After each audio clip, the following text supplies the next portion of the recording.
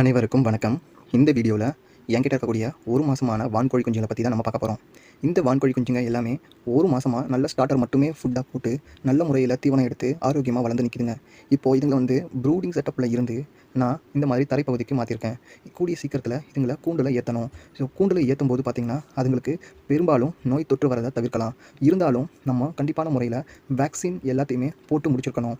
இந்த நேரத்தில் நம்ம படிப்படியாக ஸ்டார்டர் ஃபுட்டில் இருந்து க்ரோயர் ஃபுட்டுக்கு கொஞ்சமாக மாறிக்கலாம். அப்படி இல்லைனா வேறு ஏதாவது தீவனத்தை நம்ம சேர்ந்து கொடுத்து ஒரு 10 நாளுக்கு கொஞ்சம் கொஞ்சமாக உணவை மாற்றிக்கிட்டே வந்தோம்னா அதுங்க சுலபமாக அந்த உணவை எடுத்துக்கிறோம். ஸோ இதன் மூலிமா நம்ம வந்து ஓரளவுக்கு நோய்களை கட்டுப்படுத்தலாம். 10 குஞ்சுகளுக்கு மேலே இருந்தாலே அதுக்கு தேவையான அளவு நம்ம கொடுக்கணும். ஸோ இப்போதைக்கு இந்த இடத்துல ஒரு 8 ஸ்கொயர் ஃபீட் இருக்குது. இன்னும் ஒரு மாதத்துக்குள்ளே இதுங்களுக்கு தனியாக ஒரு கூண்டு செஞ்சு அதில் நம்ம விட்டால் தான் பெரும்பாலும் அடைச்சி வைக்கிறது மூலிமா நம்மளுக்கு வரக்கூடிய நோய்களிலிருந்து நம்ம தப்பிக்க முடியும். 3 மாதத்துக்கு அப்புறம் இதுங்களுக்கு பெரும்பாலும் எந்த ஒரு நோயும் வரதில்லை.